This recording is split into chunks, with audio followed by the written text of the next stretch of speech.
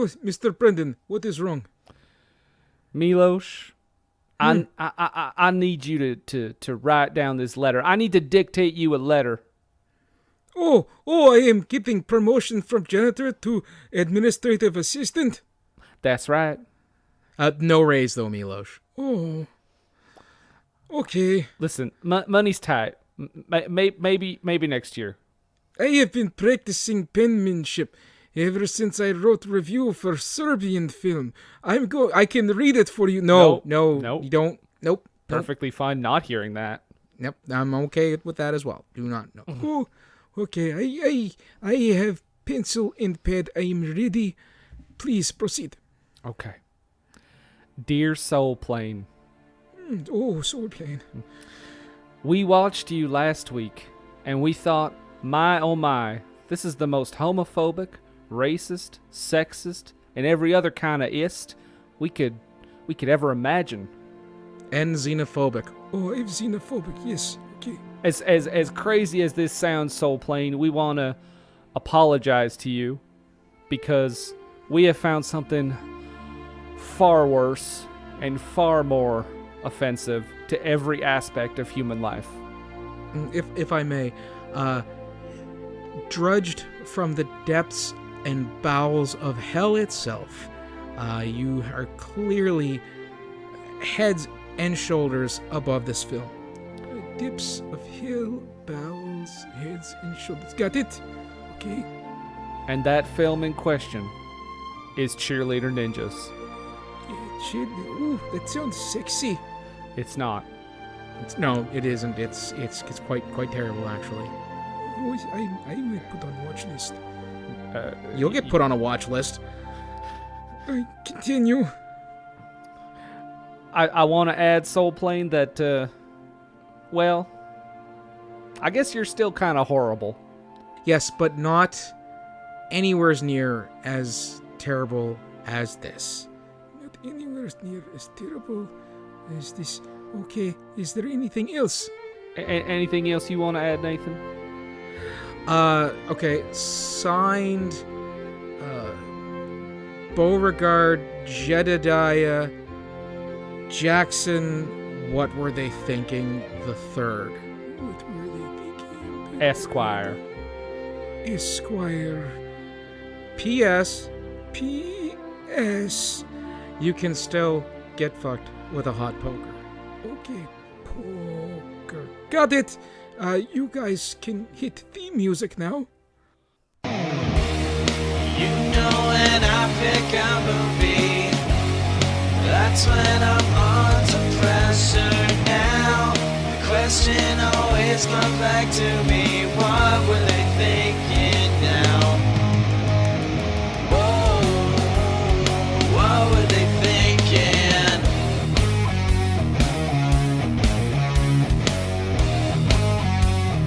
What were they thinking? Hello, everybody, and welcome to What Were They Thinking, a podcast about bad to questionable movies and sometimes hate crimes put to celluloid. I am Nathan, along with my ever-faithful co-host. Yes, I am the barely clinging to life, Brendan. And, hoo boy, there's a good reason for that, because this movie was rough. We are, of course, talking about Cheerleader Ninjas. Mm-hmm. It has somebody who gets a guest starring Kira Reed, but I don't know anybody else. I don't think anybody was in this movie. It was filmed in Colorado, in Ingleton, Colorado, or something like that. So yeah, it's not a Hollywood production. That's why it's here on our Small Stream Shamefuls, and it does not get much more shameful than this. I know that it also has a Miami Dolphin cheerleader. She apparently is the blonde cheerleader, the one that's portrayed as a dummy. And Kira, what did you say, Kira Reed? That's like Kira Reed, yes. And she's like a pornographic video star? Well, see, that's the thing. That's what I had thought. But I'm not totally sure because when I did look her up because I'm that kind of person, it Looked just up said her that phone she was number, gave her a call. an actress, right? So let's just take a look here, and we'll settle this right out of the gate. Oh, she's in Cheerleader Ninjas. She's a porn star. I do have some thoughts that we actually did see a snippet of some real porno in this movie. Well, let's see what they got on her filmography here. Well, you told her I'm gonna do. She was Dancing Girl on Beverly Hills 90210 for an episode. Oh wow. Okay, I think she's like not necessarily a porn star, but maybe softcore erotica because she was on the Red Shoe Diaries. Yeah. So I she mean, got to have that's David Duchovny leer at her. Yeah, and she's also in a television. No, yeah, she's on a television show called Strip Mall. So I don't know if that's one way or the other. Well, she does. She's some form of erotica. Basically, she's the only one in this movie. I think one of the two people in this movie that when they show their boobs, it's not a body double. All right. Well, enough of Kira Reed. We're gonna do a quick rundown of this because there's not a whole lot of plot to get into. It's okay. So there is a very restrictive parental group. Think of like the PMRC. Back in the day, concerned mothers, that sort of thing. I actually wrote down that I kind of thought they were QAnon because I was like, they are way too focused on like they're super focused on like pedophiles and like gay people. I was like, this is a QAnon meeting. Well, we'll get to covering that sort of stuff when we start talking about the time that this thing was made. So okay, so we've got this concerned parent or mother group who are concerned that the internet, which is just just kind of out of its infancy at this point in time when this movie was made, is going to turn children into sex perverts and homosexuals, or get them molested by sex perverts or homosexuals. She then enlists the help of a gay teacher who wanted to be a cheerleader. Yeah, right. Who wanted to be a cheerleader. Who has under his control a bunch of reform school Catholic girl rejects to do his bidding to fight the cheerleader ninjas. Of course, there's for some reason they felt there should be like a B story going on here with some nerds. There's a new girl. Of course the cheerleaders have to work with the nerds because they're absolute opposites, and that would never ever happen in real life. To help stop the destruction of the internet by Catholic schoolgirl reform rejects, a gay teacher, and a concerned mothers group. Oh, also a black militant. So yeah, having said all that stuff happens, and of course, hilarity ensues. It does not. No, it does not. I will say too, this black militant named Mr. X, the only black character in the movie. Yes, the only person who's not white, and actually, one of the only people in this movie that actually had any sort of even glimpses of acting talent. There was another one of the nerds I felt actually did some pretty good bits, but I think it was mostly because he was going full in Matt Stone, Trey Parker, tongue-in-cheek, over-the-top type stuff. How dare you? It was filmed in Colorado. I had to the comparison had to be there at least one point. Good Lord. I'm not saying that they were, that they deserved better or that they should have shot to fame after this and forgot about it, like Matthew McConaughey and Renee Zellweger forgot about that Texas Chainsaw Massacre sequel that they tried to prevent from getting released. Yeah, what we're saying is this is basically just as good, if not better, than Team America, I think is what we're saying. Yeah, no. So, well, pitter patter, let's get at her. Oh, I'm not going to bore us. Get to the chorus. Fucking Band-Aid off. Yeah, sooner begun, sooner done. We open with Hamster Pictures, and I immediately noted they're missing the X. Oh my god. And the most hilarious title cards. Oh, because they let you know right away what kind of movie you're getting yourself into. They show the title, Cheerleader Ninjas, and then, of course, they go to with other titles that we could have but didn't use, like Crouching Tiger, Hidden 357, Kennel Boxing. It's kickboxing, kennel bitches in heat. Is the one I wrote down. That's it, yeah. 101 Ways to Walk Your Dog, spelled W-O-K, so we've already got our first racist comment. Let's see. It's pretty rollicking right out of the gate here. It's really cringy right from the get-go. And then, of course, we get, instead of just starring so-and-so and so-and-so, we get a couple of starring and then bios of the character that this person is going to be. This is where we're introduced to Angela, who reveals her boobs at the end of the movie, so hang in there. Spoiler alert, those aren't her boobs. Yeah. And then the second one with the bio is Stefan, and he is hell-bent on revenge against the cheerleaders who spurned him from being a male cheerleader.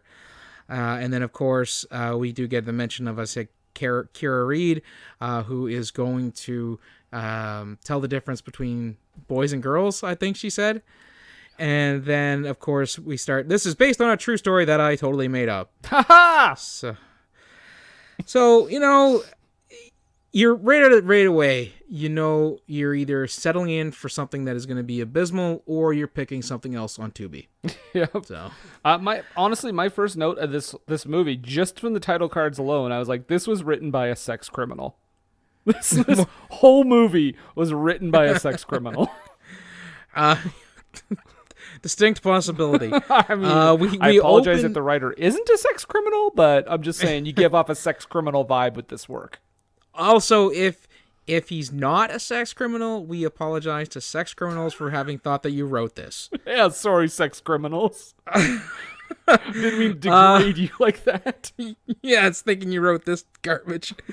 So we open with a PSA about this poor kid, Johnny. I don't know. He's supposed to be surfing the internet, and of course, the internet is going to suck him into deviant lifestyles. And the first thing I noticed that he was on a website called Barney Ate My Balls.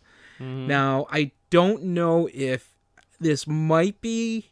I don't know. You might be a little young for this, Brendan, but back in the day, which was, I think, a Thursday, there was a lot of websites on the that early internet that was something ate my balls. Oh no, I didn't know about the ate my balls thing. Yeah, no, there was like Barney, there was a Metallica, I remember a Scooby-Doo one, and it was just the most juvenile garbage about these things eating someone's balls. Mm-hmm. I do like how in this movie that every time we see a computer screen, they clearly just pointed a camera at a computer screen because you could see the fucking refresh rate going. Oh yeah. or they slap something on it to make it look like it, but you can clearly tell it's just a paper cutout. Yep. So right away we get that, and then of course this jumps us out of the PSA to meet our concerned Catholic mothers who are there to talk about the scourge, the internet, and how they want to destroy it, they want to ban it because it's going to corrupt the children, who will think of the children, just really pearl clutching. And it's at this point when I first watched this, I was like, oh, okay, maybe I can give this a little bit of leeway. Maybe they're going for some real like social commentary, because that was happening at the time. They were trying to figure out how to rate and control the internet, how to put in like not only a rating system but an access system, so that you had to prove your age in some way, shape, or form with like a credit card or government ID. Spoiler alert: these things never came to pass. Because the internet is one of the first things that man has invented that we truly don't understand and probably will never, ever fully understand. But we do get a lot of there are a lot of hilarious jokes in this scene. I don't know if you've ever seen a joke like this, Nathan, but the joke is that all these kind of religious bigots are really horny. Yes. Yeah. That's really fresh to me. I've never seen a take quite like that. But again, as far as the depths that this movie stoops to, this actually, when I first watched it, I was like, I'm holding out a little bit of hope. Maybe some of the the stereotypes and the jokes are tried and true, but they are spoofing and they're not doing a bunch of pop culture references. Not yet. So let's see how this goes. This could be some biting satire, and then it just turns out to be gnawing satire. And I was gonna say you thought it was biting satire, but it just turned out that it bites. yeah. So. Yeah, okay, so let me see. They got the horny moms who want to look at naked pictures of Sean Connery. Mm-hmm. They want to replace all the nudie pictures on the internet with pictures of the Pope. And that's their plan, by the way. That's the master plan, is to somehow go on the internet and replace every single bad picture with a picture of the Pope. Which, this was what? This is a 2000 movie? 2002. 2002. I mean, even in 2002... that is a Herculean effort. And by the way, guess what? Somebody's jerking off to that picture of the Pope. I'm just going to say it. Yeah. It's not going to stop. If it exists, there's porn for it. Right. So we move on from this little meeting and how they're going to do their thing. Sorry, we do forget that. I can't forget that one of the mothers was actually there for the gay pornography. Right. She said that's what she was there for. So we move on. Yeah. We meet our cheerleaders, and boy howdy, they've got some rough cheers. Like, just some of them are just uninspired and terrible, and then other of them are just wildly unacceptable. And this scene is like 10 minutes long. It feels like the cheers never end. Oh, because they got to get in all the did you notice gags, because this movie's got a lot of those.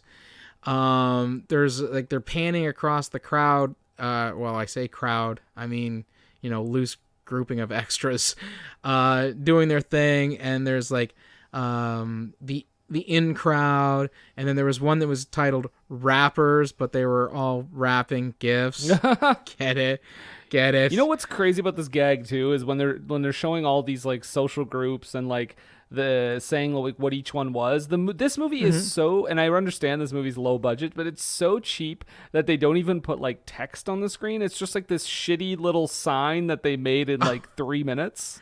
But actually, later on in the movie, there's a bit that actually really, I get endeared to this movie quite a bit for just a half a second because of something like that. But we'll get to that when we get to it. All right. The super rough cheers keep going on. We get a flash of their underwear that have smiley faces on it, which leads into the most inspired cheer in the entire movie, where we are advised that you suck, you really, really suck. You suck, you really, really suck. It's great. It's great stuff. No, that's it. We nailed it, guys. Let's shoot this fucker. Watch out, Con. You French bastards don't know what's going to hit you. Yeah. They do a text bit where they said no animals were harmed in the making of this movie, but a bunch of people were torn apart by wild squirrels. Which they just put like randomly in the movie after like 3 scenes have gone by, which I'm like, okay, that's odd. Which tells you they have the ability to put text on the screen in front of things. That too. But let's go with these janky signs that look like assigned seating in the bleachers. We just saw 20 minutes of text at the beginning of the movie, which also I noted too that the text doesn't stay on screen long enough for you to read it. It's like, it's pause. So cheap that they didn't even figure out, like, we have to leave it on screen for at least 10 seconds or something. Like, it's just gone so quickly. And it could have eaten up more of this 96 minutes that went to other scenes. But isn't there a line here that says there's a guy who smells like he kisses the butts of dead goats? Oh, I think that was because the girls, after they're done their abysmal cheers, they go off and they're kind of chatting as they go along, and I think that was they were talking about one of the maybe one of the nerds or one of their previous boyfriends, because it's at this point where they find the a poster has been put up of them advertising, and they figure it was the nerds that must have done it. And they say, we're going to make those worms pay. And one of the cheerleaders, the dumb one, says, I hate worms. They remind me of worms. Yep. There is, then, because after this, we then cut to the Catholic Reformatory School, which has a super hilarious sign that says it's the name of the school, giving teenage prostitutes their start, and in really small letters, at a better life. And there's a guy he's walking out of the building who is zipping up his pants, doing up his belt buckle, and gives a big thumbs up to the sign. Yep. And then we get to meet Stefan, the gay teacher. Again, are you sure, Nathan? Well, considering the fact that we get a super hard F in the roll call scene, yes. Yeah, because we got to show that these girls are badasses, and one of them uses that word. Yes. Yeah, and they're drinking whiskey. One of them's got a rocket launcher, a switchblade, but he's not impressed by this in any real way. So he starts talking about cheerleader death camps, because he hates these cheerleaders, and we get a flashback which everybody gets super angry about, but it's that flicker of something that's good in this whole blackout of terribleness. Because one of them says, I hate flashbacks, and then in that airplane-esque Hot Shots, way better movies kind of delivery, she says, I don't mind a flashback as long as they provide poignant backstory and serve the plot in a really good way. Or words to that effect. Which, okay, fair play. That's actually kind of funny, because obviously they do that sort of thing in movies, so you're going to spoof that. But that flicker is, like Soul Plane, there's that flicker, and it really doesn't amount to much, because we move right on to the next super offensive thing. You mean like how in this flashback he's trying out, the reason why he hates the cheerleaders is he's tries out for them, and they say no, and then he says, well, you accepted this gay guy, and they said, yeah, but he's probably curable. Yep. Oh, don't we also find out that the dumb cheerleader stole her you suck, you really, really suck from Stefan, because that's what he says to them as he's sent away. Before the flashback starts, I remember like it was yesterday. It was last year's cheerleading, and then we flash to a sign that says last year's cheerleading tryouts. I was like, okay, that's all right. You're trying to win me back. And then, of course, the scene happens, and they lose me right away. Stole his... And then, yes, because... rather than say, wow, I guess he had a cow, one of them says, wow, I guess he had one of those animals that you milk and sell the dairy to grocery stores for. Yeah, and then we get a cow noise and then a bunch of farts. Yes, because there's also there's a sex doll dream. So this is the Kira Reed scene, and as soon as it started, I was like, clearly this movie has not been seen by anyone, because George Lucas would sue the shit out of them for having that Yoda doll in there. And not to mention the other millions of things that come up later in the movie. Yep. There's that. Let's see. Oh, we've got the older brother who just wishes he was Chris Farley. Man, that is like the most try-hard acting I think I've ever seen. Yeah. Because he has this fantasy. One of the nerds has like a fantasy sequence about, I guess he's gonna fuck Kira Reed, And then in reality, he's got like his brother's blow up doll or something. And he shows up and he's like, Yep.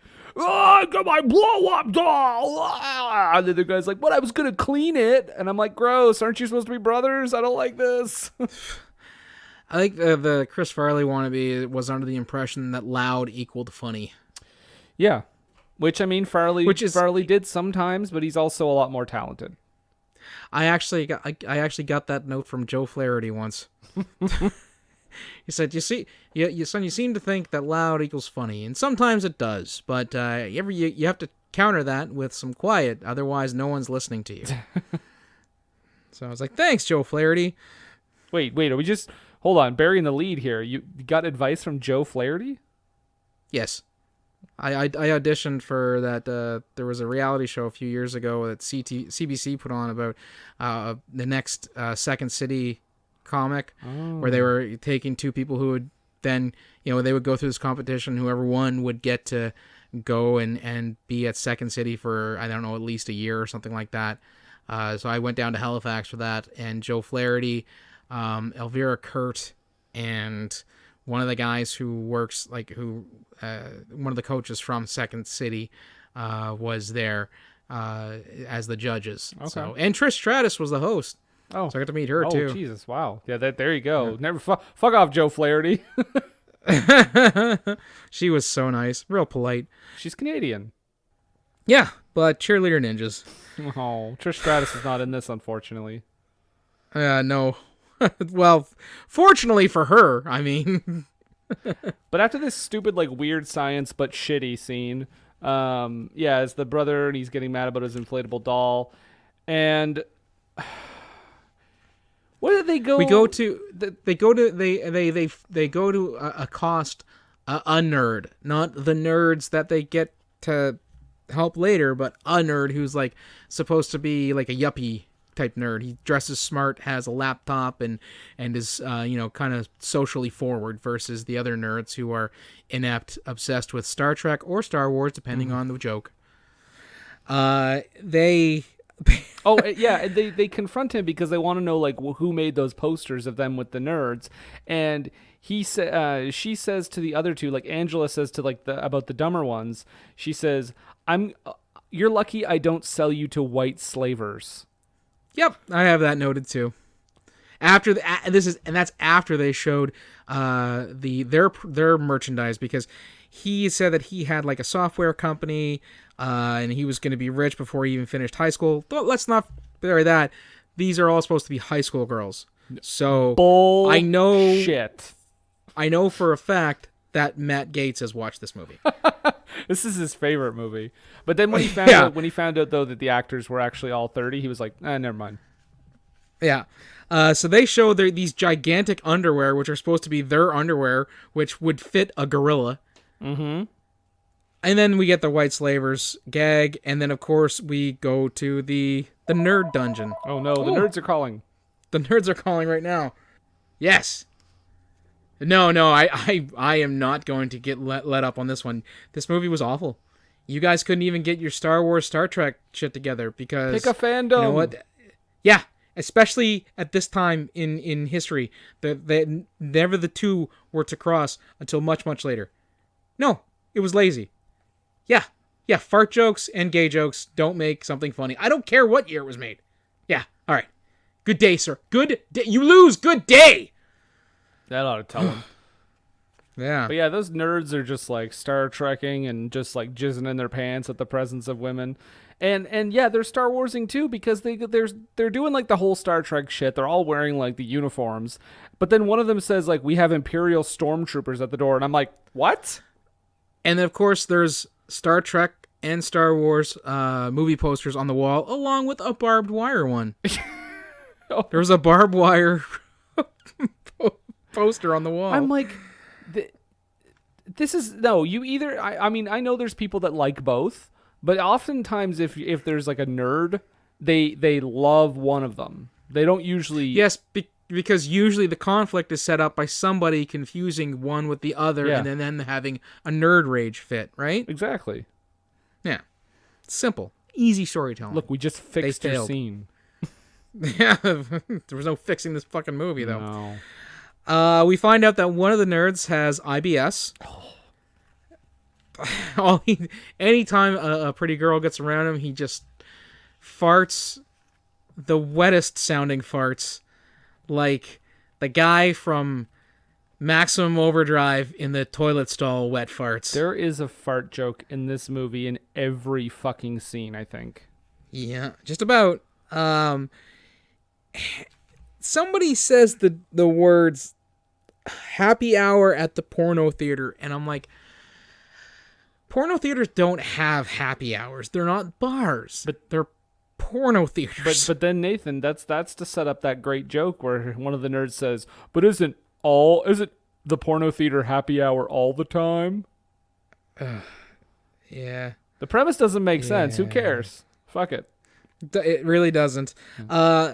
I did have some fun watching a few of the extras in this movie, the non-speaking people, because there's one point, there's a dude in a Hard Rock Cafe t-shirt sitting on the steps of the school, and this girl walks by him, and he just turns his head, looks at her, and gives a thumbs up. He doesn't say a word, he just checks out her ass and gives a thumbs up, and then we see our cheerleaders again, where they are about to meet the new girl in school, as well as their principal, Miss Dickey. No, her name is Dikey, and you can guess what they said. You can guess how they pronounced it at first. Right. Because that's the joke, because it sounds like she's a lesbian. And she also has, like, shorter hair and, like, kind of does, like, the stereotypical, like, butch thing. And it's like, oh, okay. But that's the thing.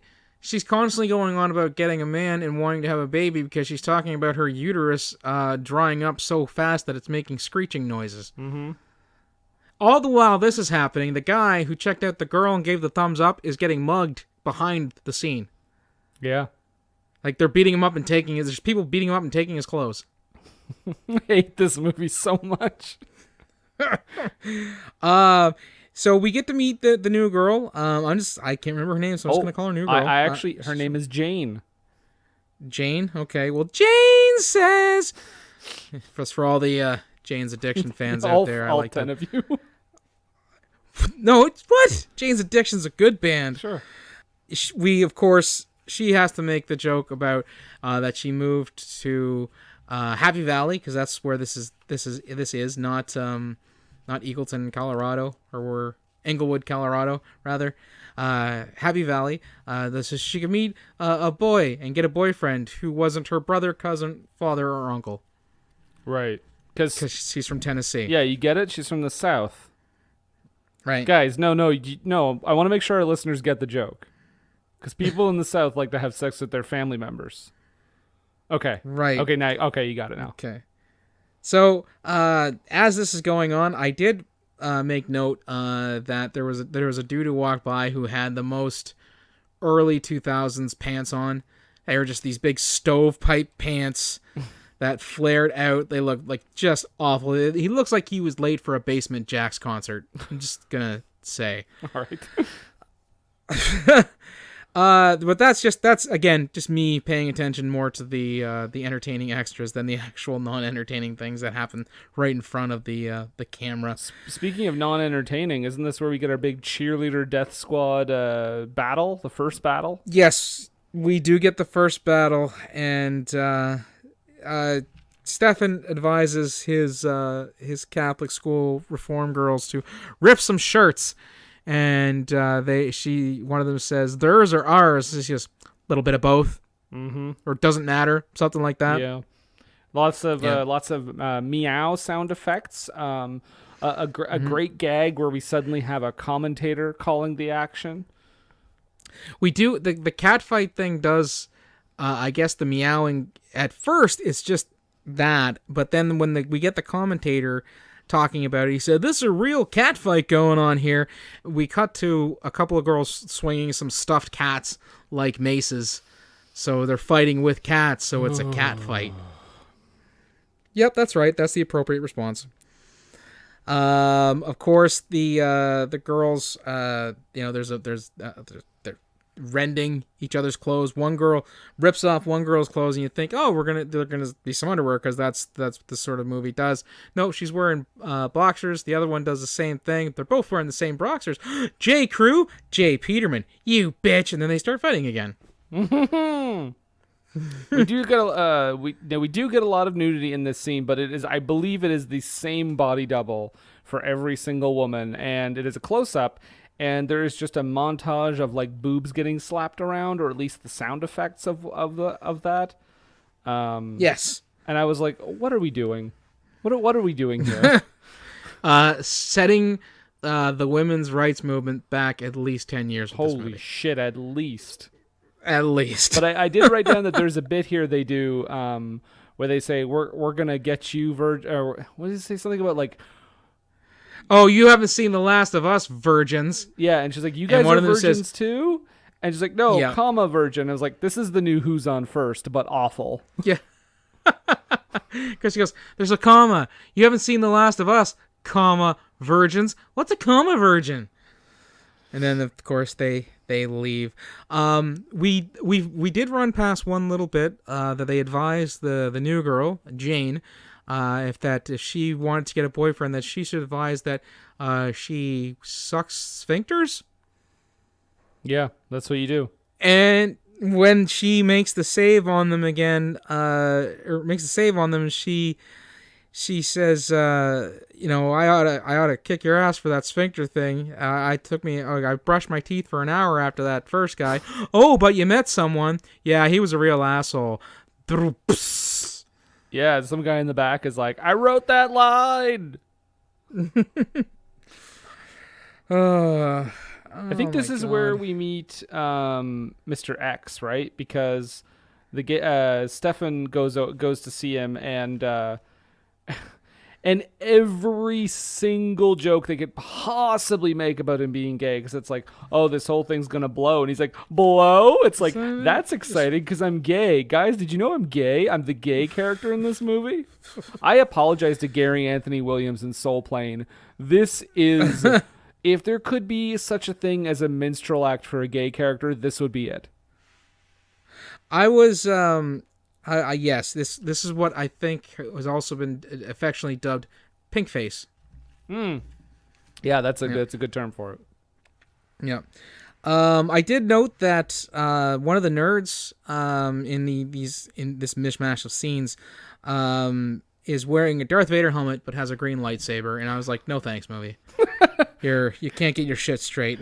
I can't take this nerd seriously. Yeah, no, and then after that, that's when we meet X, who proceeds to smoke an entire pack of cigarettes at once. Mm-hmm. The whole time that, as you said, Stefan's checking him out and advising him that he likes black guys. Of course, X has to fart, and the fart emits smoke because he smokes so much, I guess. Makes Stefan say, "What a man." Oh yeah, he loves to smell his farts. Yeah. He also says somebody gives him a sandwich or something, and he's like, I wanted a side of Crisco, not mayo. Oh no, that was corn dogs, actually. Corn dogs and Crisco. Corn dogs, because yes, the leader of the Catholic Mothers shows up and gives him that, and he says he wanted Crisco instead of mayo. They also make a pretty rough joke here, too, where she says, stay away from those young teenage boys. And he says, you bitch. And I'm like, oh, okay, so he's gay and also a pedophile. Gotcha. Right. He then distributes the corn dogs to the Catholic schoolgirl and basically said that you have to seduce the nerds who are trying to help the cheerleaders, and they want to know how they're going to do that. And he says, with your feminine wiles, one of them throws what is, I'm assuming is supposed to be used, but it was just wet. He couldn't even bother to be getting like a red Kool-Aid to make it look like a used tampon. They throw that up on the board, and then I think one of them probably farts, and then he says, no, your other ones, and then of course they all start giving blowjobs to various things. I'm sorry. I just like the casual drop of like, I think one of them farts at some point. It's a safe bet, wouldn't you say? I do. Listen, I can confirm because my note is farts. Why? Okay. So, Angela has a secret, by the way. We should establish that now. At some point, we'll find out what that is. Yes, it doesn't because- really matter, though. no, it doesn't. But they make it the point that it won't be. Even says on the file folder not to be opened until later in the movie or something like that. There's a fart study session. Yeah, the fart study session that comes just after the American Beauty gag, where the guy's sitting in the bleachers alone. Of course, it's that scene in American Beauty where Kevin Spacey is watching. Is it Mina Savari? Yeah. Yeah, watching her, and of course she's gonna do that sort of thing. But the guy's brother, because it's the same nerd from before with the sex doll, he's in his fantasy, which tells you something. Throws a bunch of flowers at the girl and bonks her, and then proceeds to say that his brother is such an ass sniffer. She then, of course, takes off her top. I think we get stunt double boobs. I'm pretty sure, not the real deal. Damien Steele. This is Wrestling also reference. Got it in. Got it in. This is also, by the way, in the real world, while he's having this fantasy sequence, they make it look like these girls show up to talk to these nerds and that he's just whacking it like right in front of them. Yeah, because he's supposed to be shaking up the mustard bottle. And of course, this is happening in his fantasy too. And when we get to the culmination of the fantasy, the mustard then it explodes forth from the mustard bottle. To what the cheerleader in the fantasy says, "You didn't save any mustard for me." Mm-hmm. Yeah. Jane kind of has a little bit of a love connection with one of the geeks, but I don't think that is ever really followed up on. No, and they actually know, well, it must be love because he didn't fart. Well, yeah. And then we go to a joke about their chips giving people anal leakage. Because that's great. Yep. My next 3 lines of notes are fart, mustard, fart. Okay. Yep. Nope. That's I'm pretty sure that's just what happened. that's exactly what happened, because then we get our ninja training with Master Loda, who Get it? who actually looks like, I don't know, it looks like someone put Dog the Bounty Hunter in the dryer for too long. He's got the same like braid and the dumb sunglasses and the long hair. He just looks like a really shrunk down version of Dog the Bounty Hunter.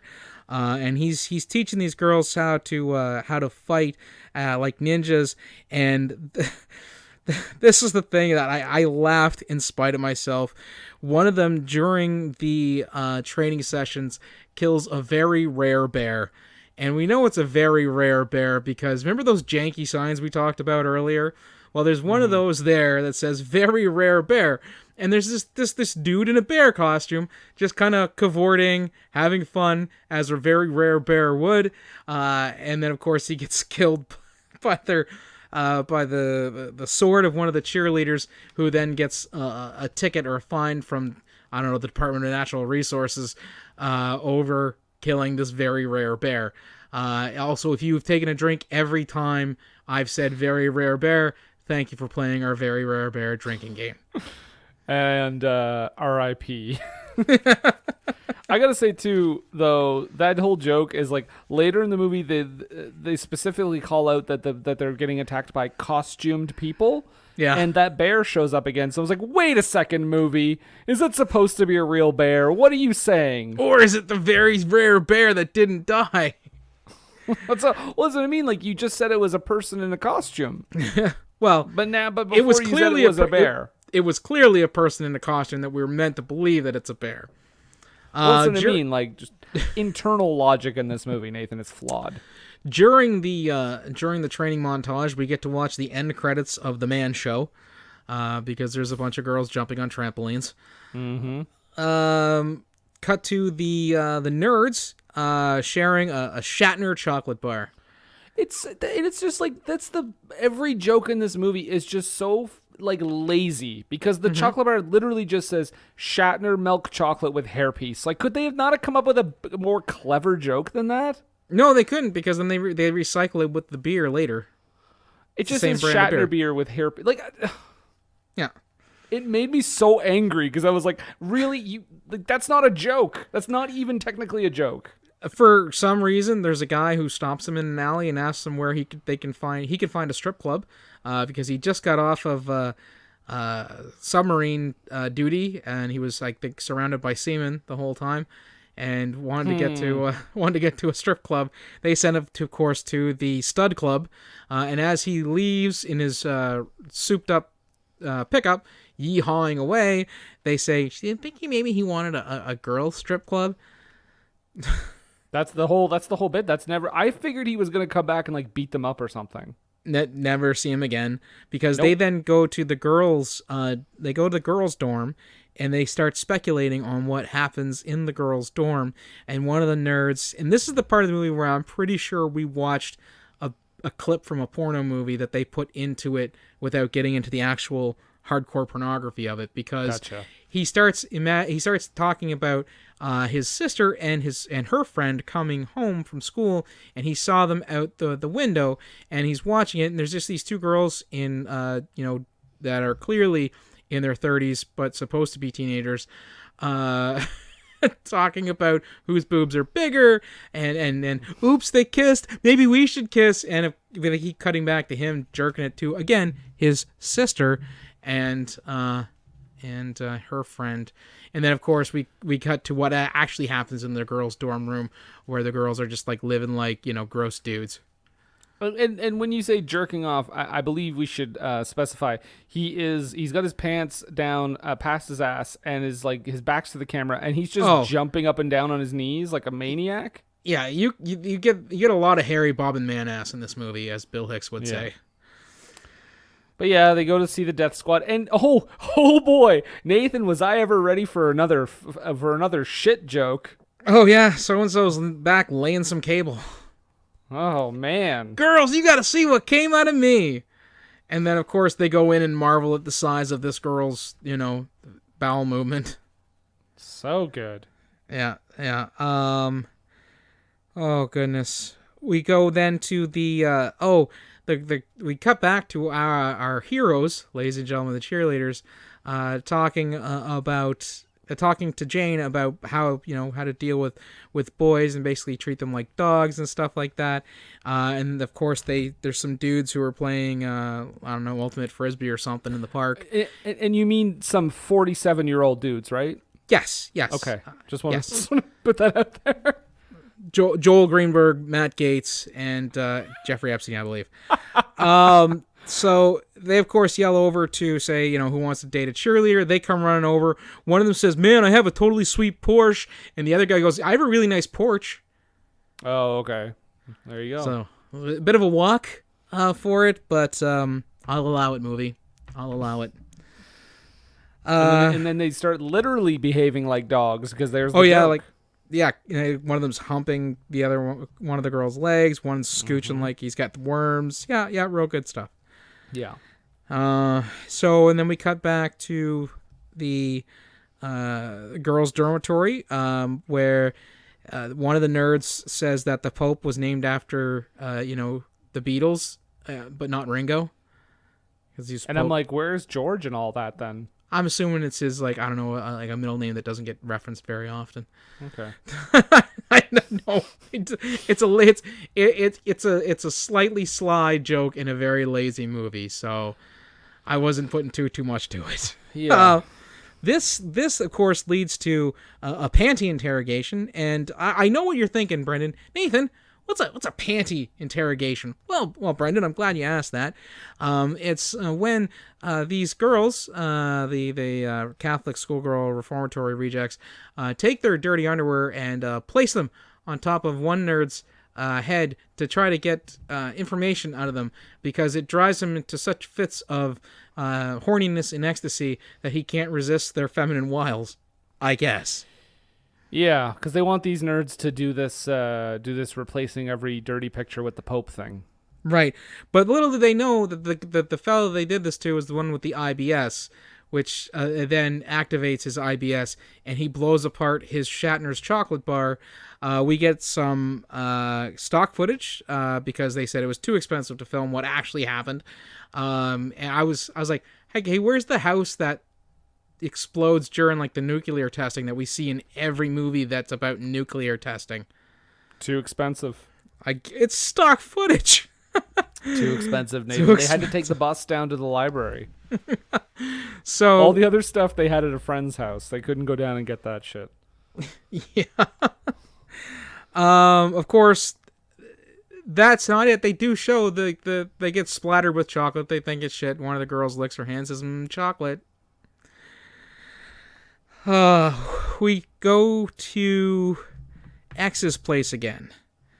And Stefan is there with the Catholic mother who wants to have, again, all the pictures replaced with the Pope.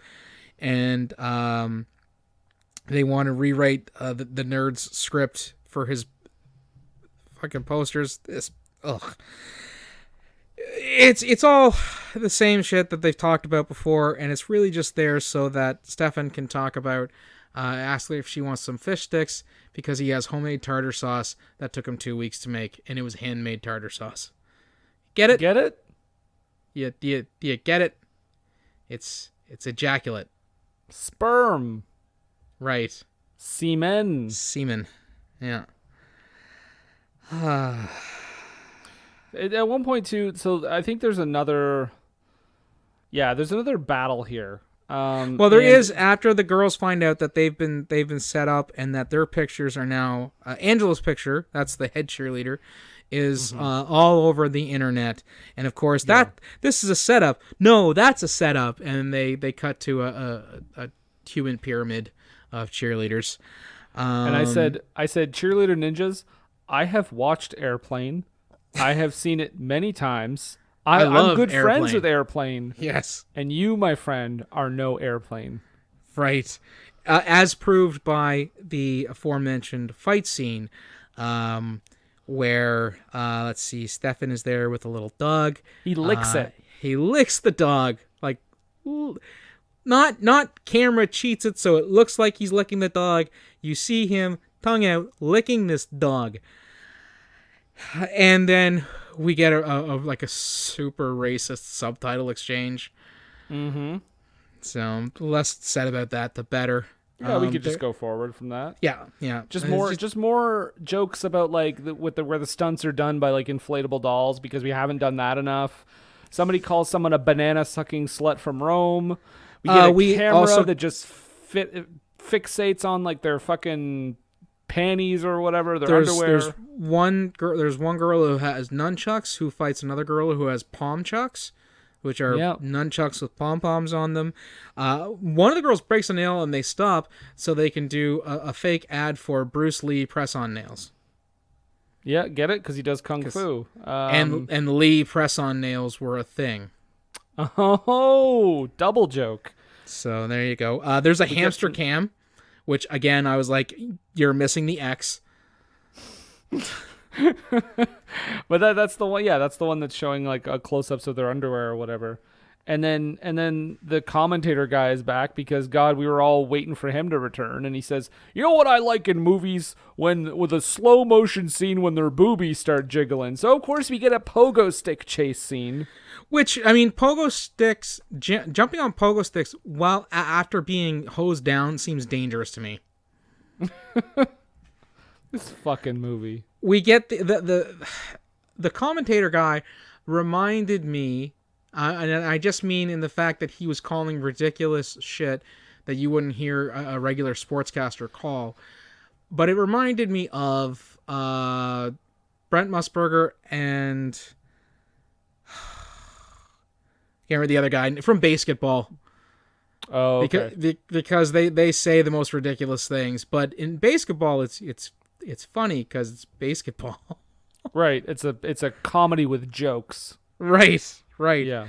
Although it doesn't hold up the best nowadays, but still, similarly to Cheerleader Ninjas, there might be some stuff in basketball that maybe doesn't stand the test of time.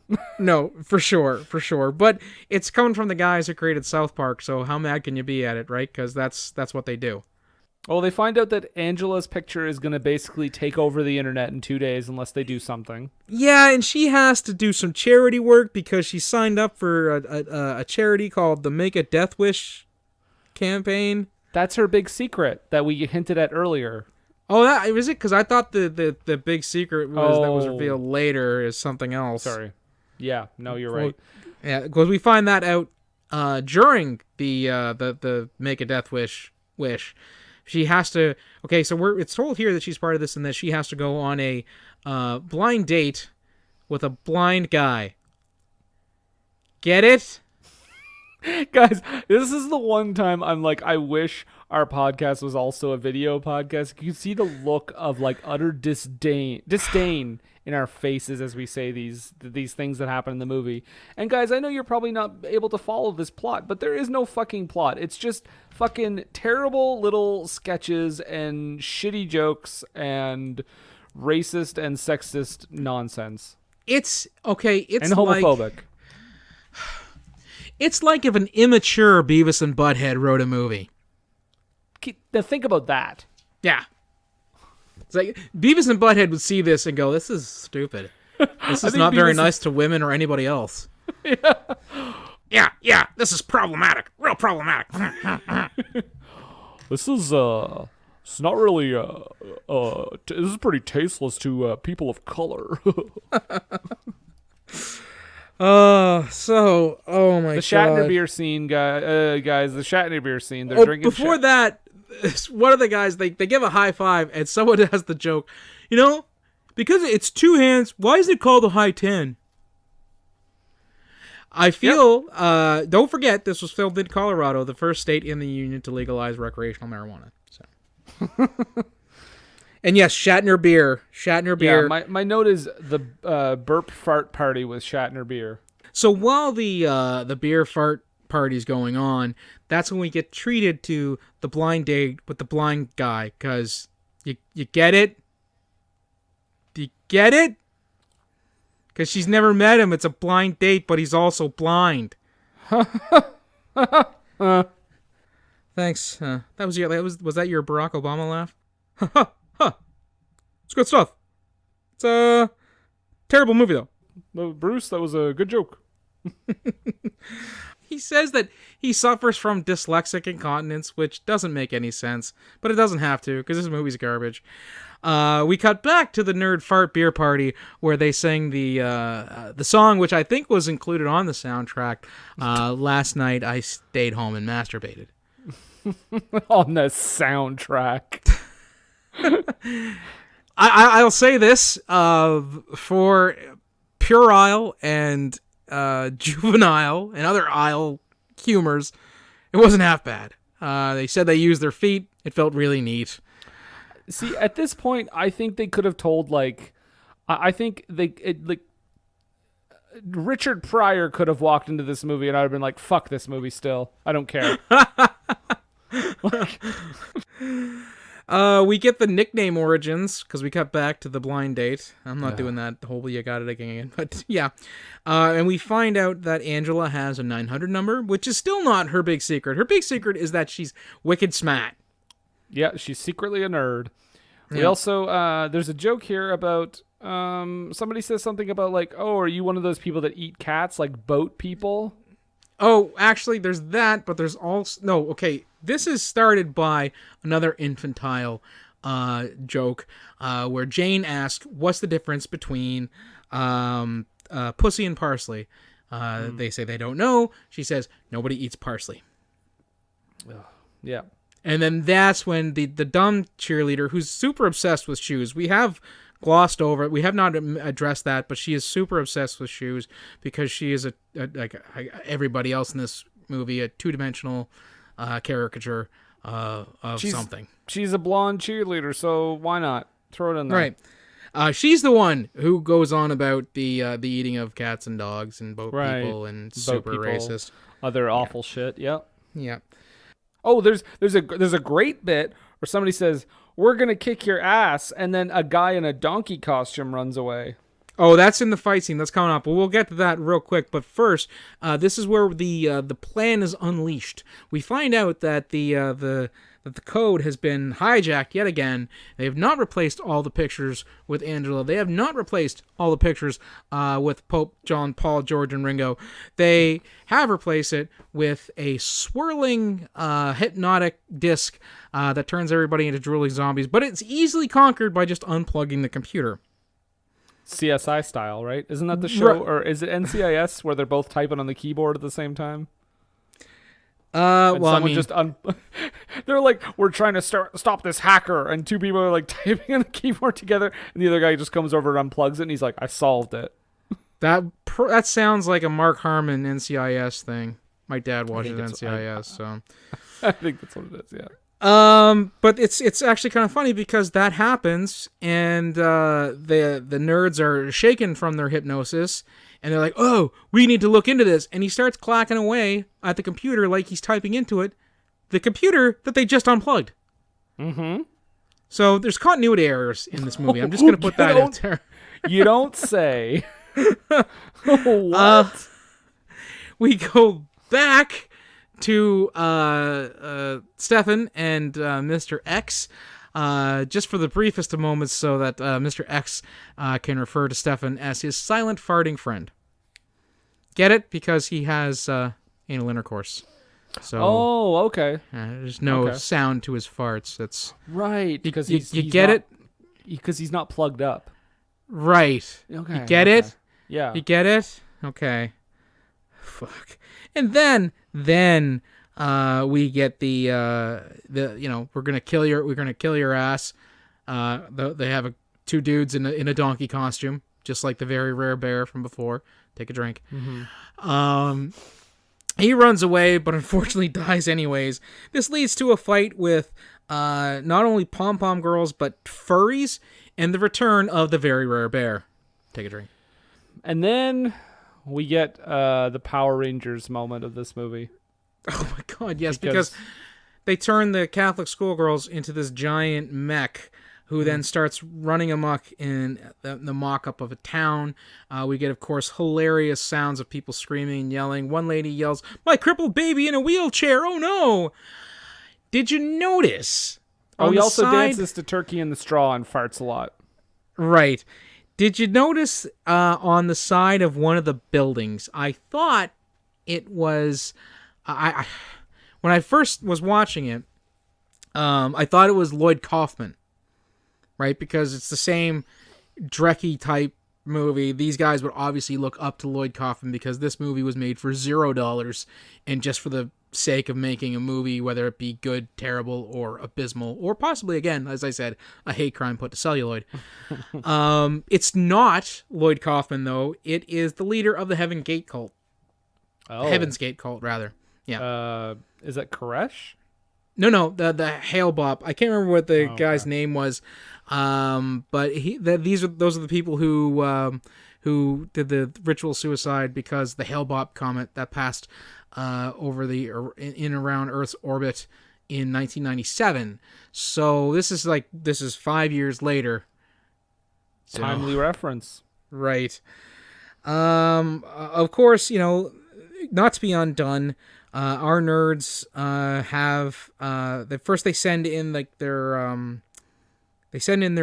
drones, their planes or whatnot, X-wings. They have X-wings, which is another thing that tells you George Lucas hasn't seen this movie, or Disney hasn't seen this movie now, I guess. Yeah. Wouldn't it be crazy if they were actually in on this and this is on Disney Plus and we didn't even know? Holy shit! I would cancel my subscription. So the X-wings are destroyed by the schoolgirl mech. Yeah. They turn the cheerleaders into a cheerleading mech that looks exactly like the schoolgirl mech, except they had the word hamsters on it, like their cheerleading costumes. In janky ass writing. Yes, and they have a slap fight and a fart fight. And a dildo fight. Of course, while this is all going on and the mech farts and all that, we have to have people pointing at the mechs, Godzilla style, saying, "Oh no, they're attacking the city. What are we gonna do? We gotta run." But of course, they have to do it in lazy Asian accents, making their mouths look like they're out of sync, and pointing. So yeah, but that's a thing. All kinds of pointing at these with very lazy Asian accents, saying, "Oh, Godzilla's attacking the city." Of course, they got to make their mouths look like they're out of sync. There's a guy eating Chinese takeout and from a place called Hung Solo, I think. Real funny stuff. Yeah. They also have like a gay panic joke here too, because the nerds send up just like, one, just one, yeah, though. just the one, because one of the nerds sends up like a dildo for them to fight with. But the joke is weird because he goes, "That's huge," and then he says, "Not that I look at other guys in the shower." And I was like, "What? You could say a dildo's huge and people wouldn't think you were gay." Especially a double ender. Especially one being held by a fucking mech. Like, Yep. Obviously it's huge. Straight or gay, everyone would see that. Wannabe Chris Farley walks by with a strap-on on his face. For no reason. That's no just reason nothing. whatsoever. Yeah. I guess the director was just like, "Hey, that looks funny. Let's put him in the shot." Maybe that is the director. I don't know. Oh, God, help us. They make a gag about ball shaving, I think, because I have that noted here, but I didn't bother writing the joke down. Also, a gay attack dog? Yappy gay attack dog. Yep. Sure. Because the mechs reach down and pick up a dog that they then squeeze because it's about ready to burst, as it says in the movie, in a terribly pink-faced fashion. And they squeeze the dog, and it pees on the Catholic schoolgirl mech. And I believe somebody makes a reference, because that's the defeat, and then someone makes a statement that they're gonna have to go back to selling nun porno for a living. The Catholic schoolgirls. Ha. And then yeah, so then they're like, this is one of the jokes too, where the nerds are like, let's before we break out the non-alcoholic champagne, and I was like, no, you just had a scene where you idiots got drunk from Shatner beer. You can't just be like, "Oh, we don't like drinking." What the fuck is that? Yeah. Or as Hurricane would say, What the fuck is that? Right? That's what he said. yeah, that's what he would say. So we go after this. They actually have to go. They have to stop the internet takeover at X's place. They all burst in wearing Power Ranger masks. Get it? Because they were just in a mech fight. I actually, Like honestly, Power at this Rangers. point of the movie, I didn't even catch on to that. I was just like, what the fuck is going on now? Mm-hmm. But when they And all is forgiven. Yeah. With the Catholic school mothers, no problem. no problem. But we at all. find out that the true villain in this is not the Catholic school mothers. It's actually Todd. Yeah, that one nerdy character that they confronted earlier in the movie. Mm-hmm. And by the way, when Stefan finds out that he might go to jail, oh, guess what? Guess who's happy? Because they're talking about how like he's gonna get basically raped in prison, and he was like, "Oh my!" And I'm like, "Oh fuck off, movie." Asks if he can turn himself in at like a pharmacy or something. I think. And yeah, this is where we find out that Angela is a closet nerd. And we see her boobs, even though it's clearly a body double. Absolutely, so much so they're like the body double didn't even take her rings off, so she's got all these like gaudy rings on her hands as she's flashing. And then of course she closes, turns around, it's Angela again, no rings, completely different hands. Like, yeah, no, it was bad. And then when she figures it out, she solves it.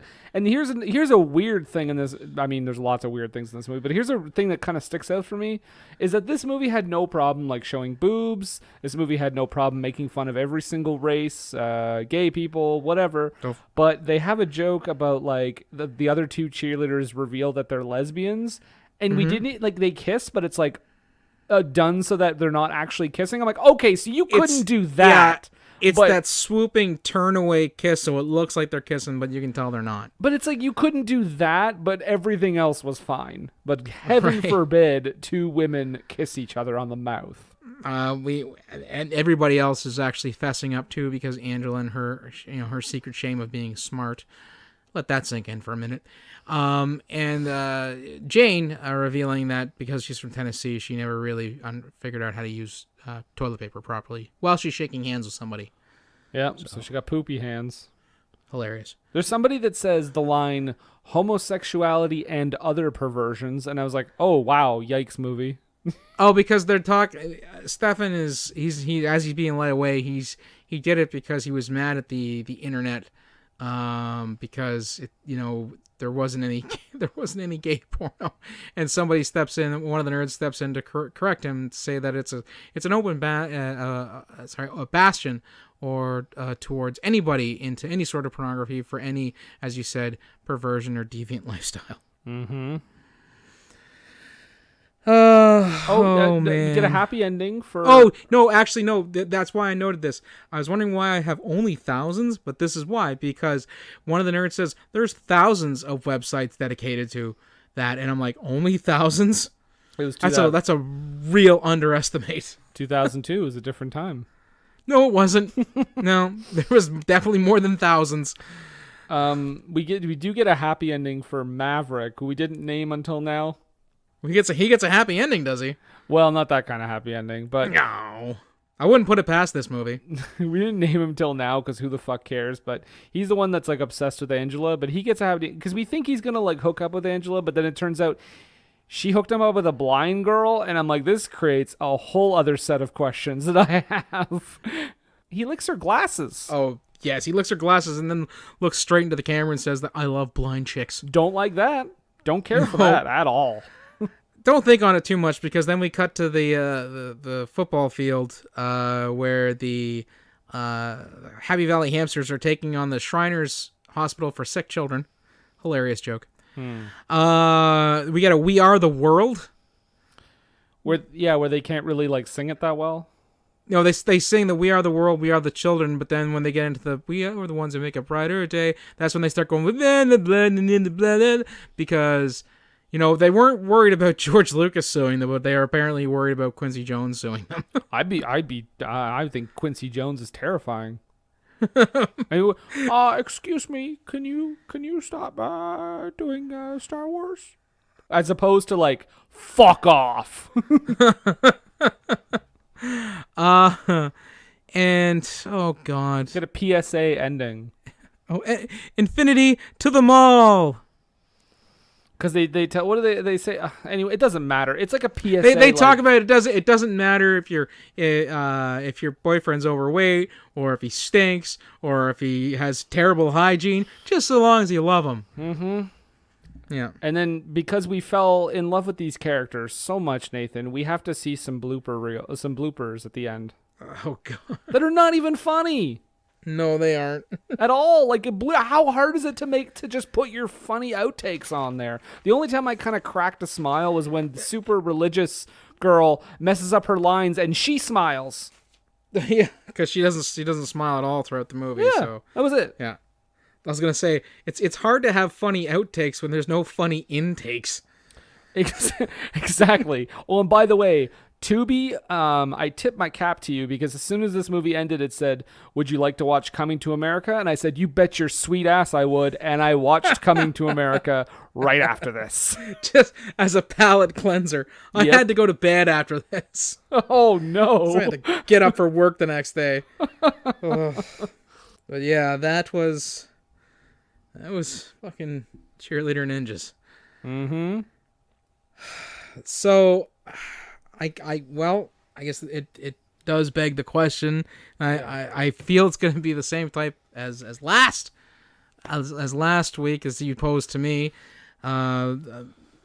Would you? Is it worth a watch? A drunk watch with friends. You're going to attempt head trauma to forget about it, or avoid like the plague. Now, tell me why your answer is avoid like the plague. Well, not only is my answer avoid like the plague, but this is another milestone episode here. I think this is the worst thing I've ever watched on this show. Really? This has overtaken Postal. This has overtaken The Haunting of Sharon Tate. This is the worst. This is horrible. Horrible. Horrible. Don't watch it. It's garbage. Nathan, how about you? Well, it's pretty bad. I'll say it is worse than Muck. I will agree that it is worse than Haunting of Sharon Tate, but simply because there were A-list, or at least former A-list celebrities, and budget behind Postal. Postal is still the worst thing I have watched. Wow, I don't think we're going to find something worse. It'd be pretty hard. So avoid like the plague all around. Avoid like the plague, yes, avoid like the plague. So that's our take on Cheerleader Ninjas. It's been a rough 2 weeks, guys. It certainly has been. But coming out on the other side, things aren't as bad as it is, but we'll get into that when we get into that. But for right now, we definitely need to take a break because this has been exhausting. And we will be right back. What were they thinking? And we are back. Yes, indeed, we're back, and a little bit less worse for wear. Yes. It's while it is a very frustrating movie to talk about.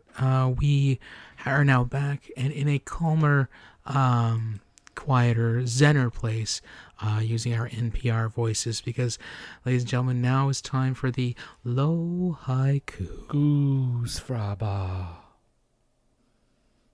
And Brendan, do tell our listeners what the low haiku is.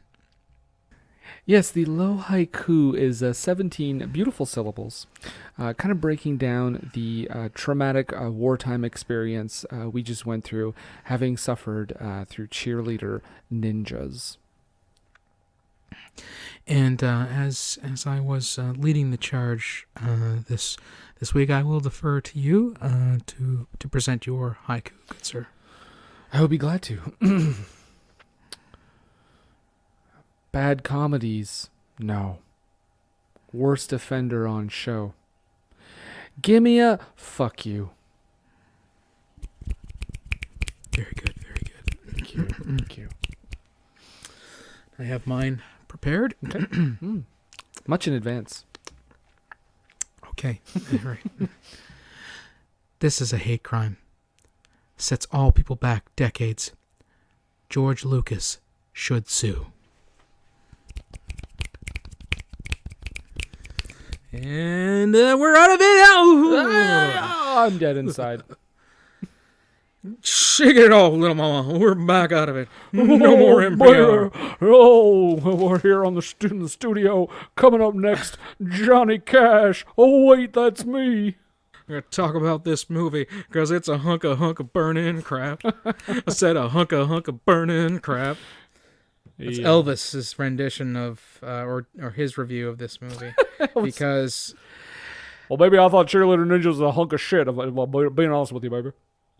And we have to take into Elvis's account of this movie as well, because on this show, I mean, we give our thoughts, but, you know, what do we always say, Brendan? Well, baby, I think we always say... Don't take a word for it.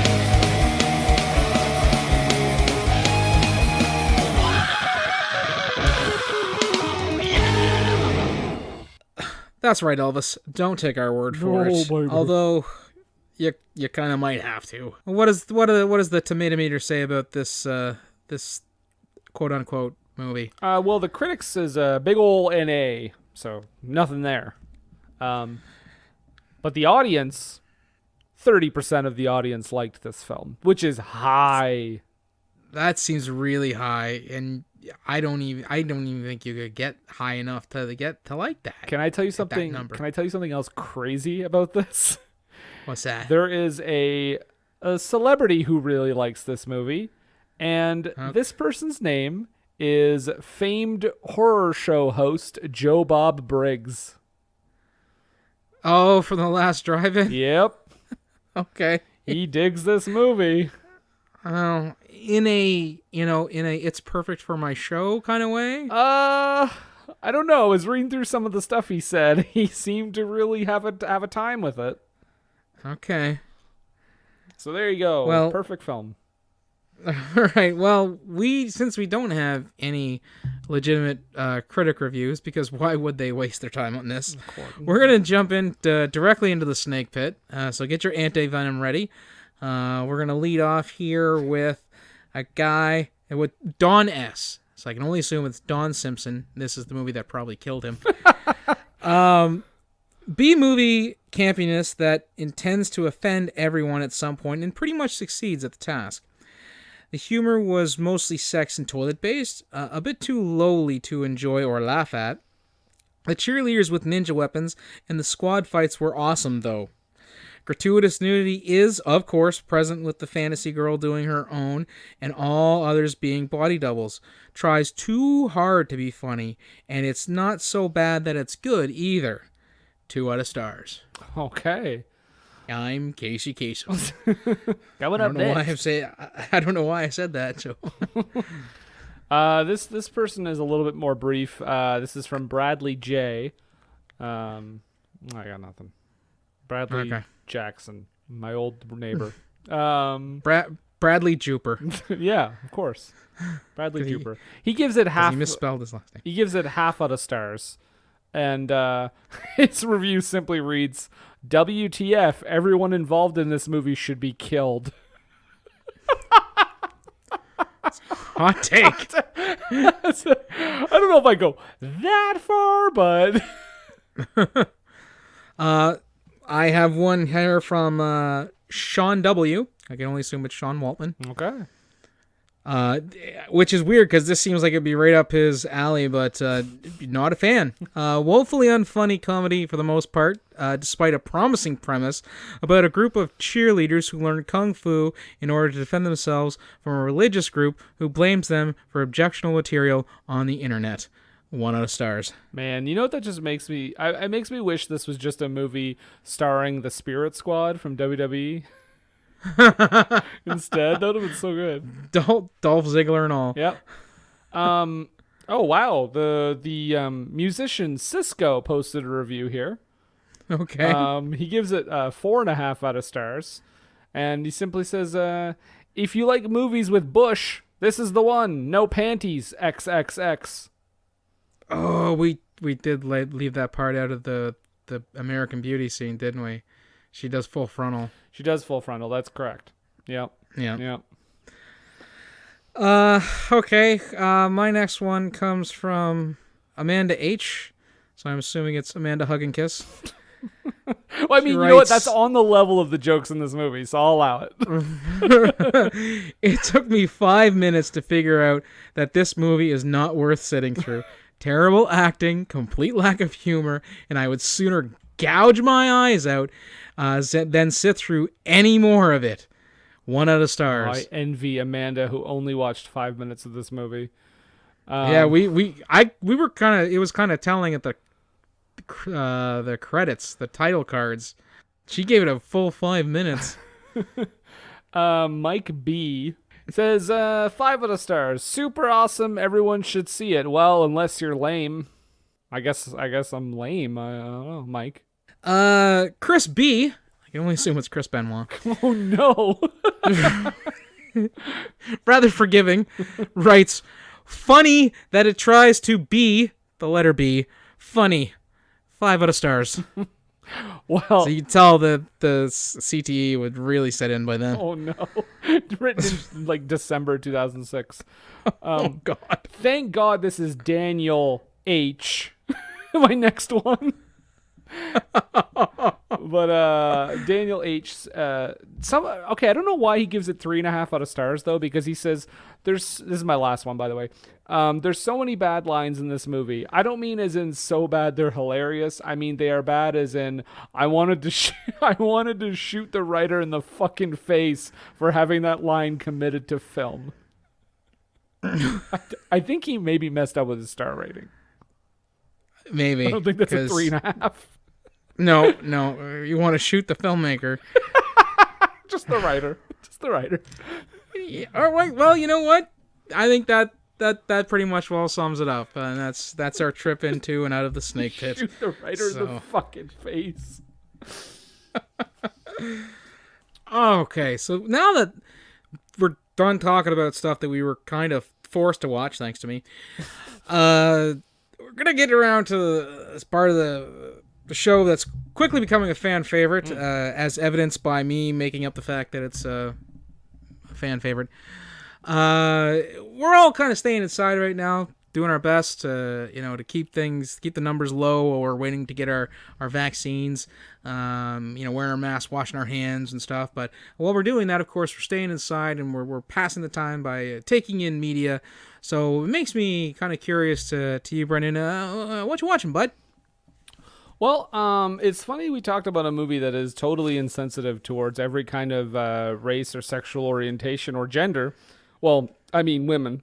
Because I watched a movie that I thought was going to be kind of like that. It's the 1980 film Cruising with Al Pacino. Okay. It's where he it's a movie about Al Pacino plays a cop, and they're trying to find this killer who's basically stalking like all the leather bars. And so he goes undercover in like that whole scene, as a gay man and everything, and just like trying to find this serial killer. And it's actually really good. Like I expected it was going to be like, wow, this doesn't play that well anymore. And of course there's a couple moments like that, but overall, like honestly, it mostly just portrays the cops as being shitheads. And the gay community is just kind of pulling together and trying to get this whole thing solved. And there's some ambiguity about Al Pacino's character that's really interesting. So yeah, I was very surprised. So I would say Cruisin', check it out, 1980. All right. And Nathan, what you been watching, bud? Well, bud, I actually took advantage of the home premiere stuff that's kind of been coming to the forefront now that the theaters of, they're not, some of them are closed down, or some of them are having limited capacity and stuff like that. So this past week I watched Kong versus Godzilla. Okay, yeah, I saw that too. And I had a great time. I enjoyed it quite a bit. There was some B story stuff that I felt dragged a little bit, but the amount of monster fighting absolutely made up for it.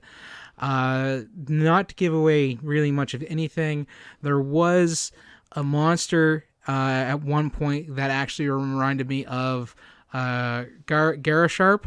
You've talked about that monster on the Gamera episodes before. It's like a giant King Cobra type monster. There was a monster that looked very similar to that in this movie. So if you do get to check it out, make sure you keep your eyes peeled for that monster. You'll know it as soon as you see it. But I recommend it, especially if you're a kaiju fan. Yeah, and I mean, I saw it as well. I appreciate that Kyle Chandler was almost written out of the movie. That was nice. The least charismatic leading man in history, maybe, next to fucking that dude from oh my god, Terminator Genesis. What's his name again?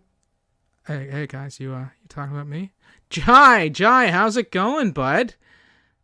Doing okay. How are you guys? You guys talking about my movies again? No, we're just talking about how you're basically like a mountain of charisma. Oh, thanks. I took all my inspiration from the great Kyle Chandler. Oh, well, that makes a lot of sense. Yeah. Yeah. Do you want a sandwich or something? Yeah, I could go for a sandwich. Just toast and on nothing with nothing on it, as usual. Maybe a little butter. I'm feeling frisky. Oh shit! All right, well, just go over there. Milos will make you something good.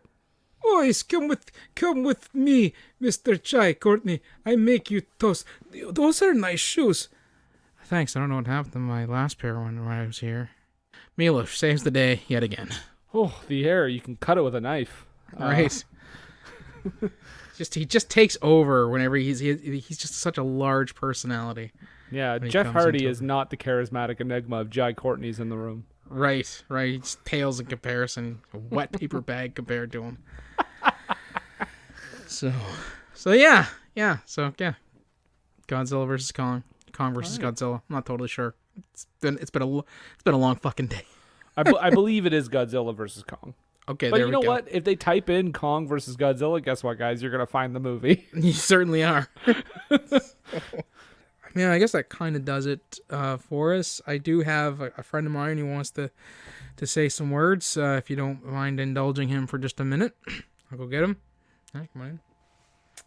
Hello, it's your good friend Montrose Monkington III here, back and ringing the bell, as that Vanilla Ice chap once said. I've done some videos, 2 nights of WrestleMania. They're fairly fresh to my YouTube channel. You can find them, Montrose Monkington TV on the YouTube. Then you can also be friends with me at the Facebook group, Montrose Monkington III Esquire and Friends. And then, of course, finally, you can also tweet at me at Montrose III, that's the number 3D. Thank you. More later. And now, Nathan, would you like a little hint ski? I was actually just that was my next question, Brendan. Since I inflicted this upon us, next week is, well, I mean, it's over to your turn, but Yeah, we're doing the ISO playtation stuff, and we got our viewers' choice coming up. So it's being taken over. We have a lot of listeners' choice stuff to get through, basically to the end of June. At this point, I think at this point we're listeners' choice or Patreon picks till the end of June. Okay. But next week we do have another pick, and I guess I'll give you a little hint-ski here. all right. Brendan didn't pick movie. Brendan, no movie. Brendan, pick. Okay, so that's your hint. Mull that over for till Monday, and you'll If I find told out you what who it is. picked it, you'd know what it was. Yeah, in a heartbeat. So that's it. Everybody, you can check us out on our all your podcatchers. We're of course based at Age of Radio. Big time. Head on over there. You can find us as well as a plethora of other fantastic podcasts on Video Hustle and too many and numerous other ones to list. But if you like our stuff, you'll definitely like what's going on over there. Of course, we're on TeePublic and we're on Redbubble.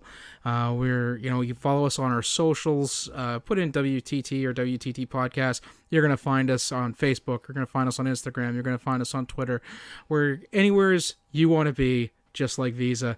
But the cool thing about us is we don't charge exorbitant service charges. But if you do want to support the show, you can go to patreon.com/WWTT podcast and pay not exorbitant service charges, but rather pretty small fees for, supporting the show, and you get lots of cool stuff in return.